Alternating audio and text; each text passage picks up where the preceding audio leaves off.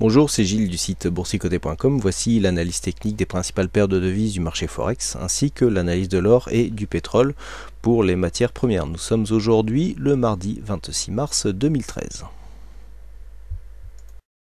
Et nous commençons par l'euro-dollar. Donc l'euro-dollar qui, suite à la chute d'hier, ici connaît une phase de stabilisation. Donc on confirme ici tout à fait le support des 1,2836 qui constitue un support majeur. Nous restons ici dans une zone technique assez intéressante puisque nous avons 1,2836 sur la zone basse et 1,2886 sur la zone haute. 1,2886 qui était précédemment un support. Nous avons eu ce support ici qui a été testé par deux fois. Malgré une petite cassure ici, on avait réintégré la zone supérieure. Donc cette zone de support qui est confirmée comme une zone de résistance, eh bien, confirme le fait que nous sommes bien dans une évolution baissière. Par rapport ici à cette dynamique qui a été invalidée ici par la traversée très rapide et donc très dynamique de la moyenne mobile 20 exponentielle, on est venu directement ici toucher la bande de Bollinger, ici phase d'oscillation, donc rebond technique qui n'a même pas eu lieu puisque nous sommes ici dans une phase de consolidation horizontale qui confirme donc l'orientation baissière. Alors on a ici un mouvement technique de rebond qui est en train de s'opérer sur le MACD. Alors on n'est pas trop survendu puisque le RSI se trouve en zone neutre, on n'a pas encore attaqué la zone de survente. Mais on voit bien ici que l'indicateur nous montre un tassement de la dynamique qui pour l'instant semble attendre. Donc là on est sur cette zone. Alors au niveau de cette zone, on est en cas de cassure, on a des objectifs qui sont très bas. Il faut passer en journalier pour voir. Voilà, on a ici cette zone des 1,2836 qui était une zone assez significative. Et donc, si cette zone était cassée d'un point de vue moyen terme, vous voyez qu'en daily, on a clairement ici, pour ceux qui utilisent le trading en tendance, ici, on a clairement ici une évolution sous la moyenne mobile 20 exponentielle qui souligne ici la régularité de cette tendance qui dure maintenant depuis plusieurs semaines. Et bien en cas de cassure, donc j'y reviens de ces 1,2836, et bien nous avons ici cette zone de support qui se situe à 1,27, quasiment 1,2690, qui serait le prochain objectif. Donc ça c'est pour les prochains objectifs moyen long terme. Donc pour l'instant ici cette zone des 1,2836 tient, le rebond n'a pas lieu, on peut attendre ici un contact avec la moyenne mobile 20 exponentielle pour observer ici la réaction des cours par rapport à cette zone. Une cassure ici d'un 28,36 comme je viens de vous l'indiquer confirmerait la poursuite du mouvement baissier moyen terme. On continue avec le câble, donc la paire livre sterling contre dollar américain. Donc hier j'attirais votre attention sur le fait qu'une cassure était en train de se produire sur la dynamique en place. Mais la cassure est confirmée, on passe ici dans une évolution qui se fait sous la moyenne mobile 20 exponentielle.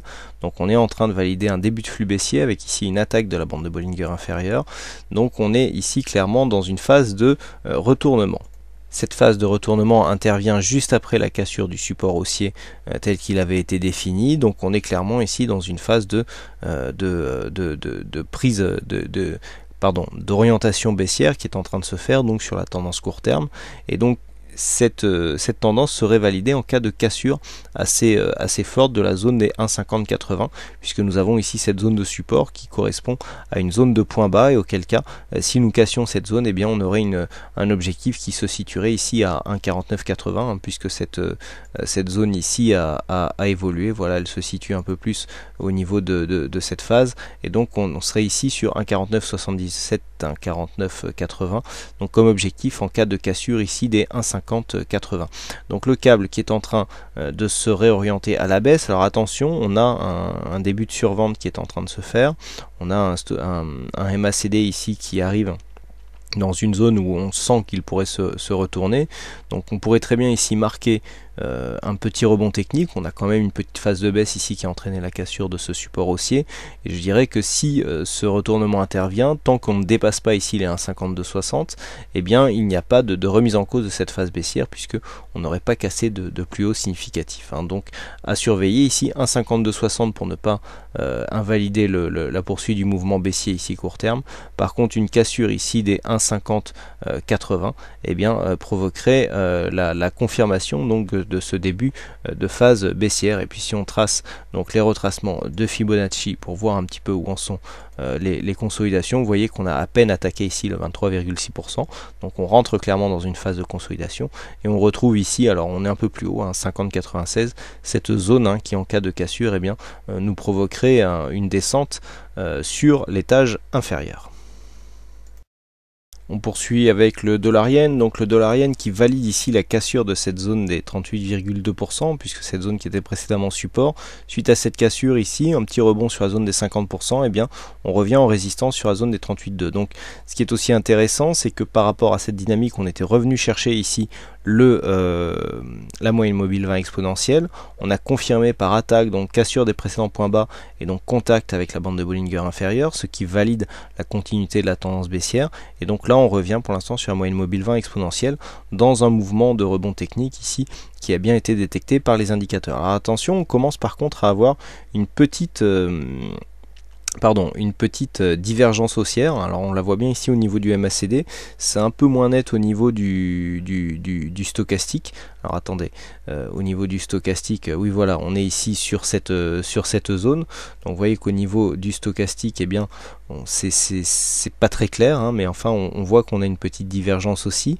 Et puis au niveau du RSI, on n'a pas encore de divergence qui est réellement constatée. Donc pour l'instant, petit signal d'affaiblissement mais sans plus. Donc je vous rappelle qu'on avait cassé ici une petite dynamique, on a retrouvé ici cette ancienne résistance comme un support, mais on a cassé le précédent point bas. Donc là ici le mouvement de retournement pour l'instant serait invalidé, et puis de toute façon tant que nous sommes ici sous cette moyenne mobile, on sait que la tendance peut continuer donc à la baisse. Alors par contre la zone d'invalidation ici se situe en cas de cassure des 95 yens pour 1 dollar pour repasser en flux haussier.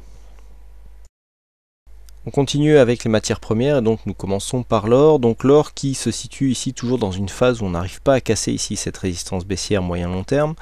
Cette résistance donc qui, on le sait, on est dans l'épaisseur du trait. On va d'ailleurs repositionner cette zone pour qu'elle soit peut-être plus cohérente avec la phase de cotation actuelle.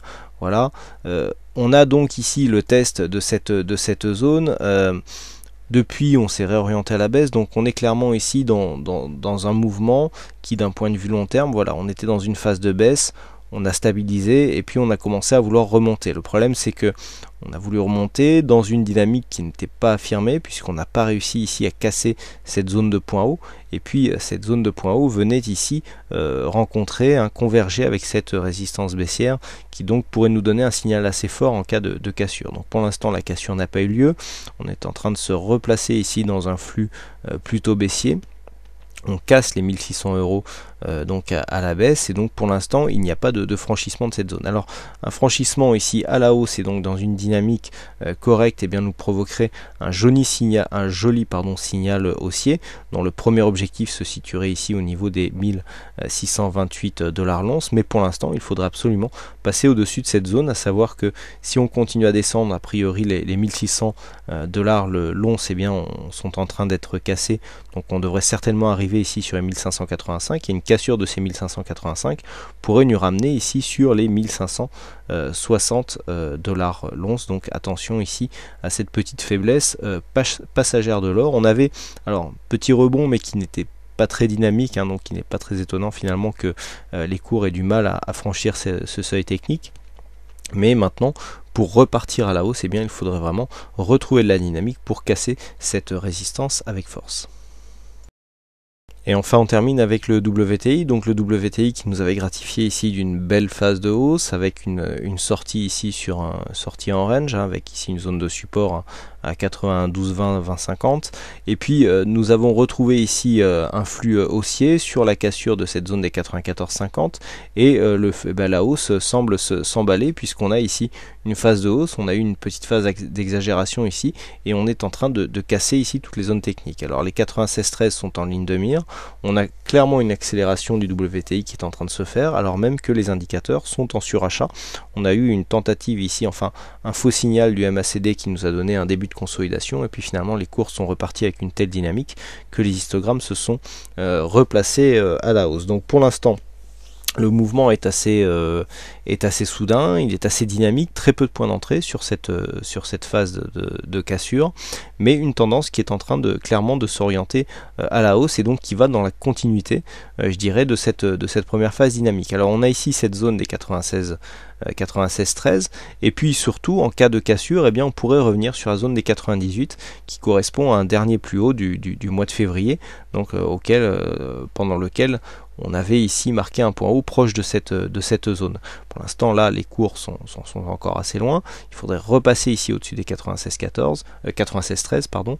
Mais vu la configuration actuelle des indicateurs, eh bien, il semble peu probable que cette cassure interviennent alors même que les indicateurs sont surachetés. Toutefois, nous savons que les matières premières sont très volatiles, donc une cassure dans ces conditions reste possible, mais simplement moins probable. On privilégiera plutôt une phase ici de test de cette zone des 96-13, une petite phase de consolidation, avec pourquoi pas par la suite une cassure de cette zone. Quoi qu'il en soit, la dynamique ici court terme reste bien orientée à la hausse. Voilà tout ce que l'on peut dire sur ces analyses techniques Forex et matières premières. Il ne me reste plus qu'à vous souhaiter à toutes et à tous une bonne soirée, bonne chance dans tous vos trades. Et je vous retrouve donc dès demain pour d'autres analyses techniques en vidéo. Bonsoir à tous.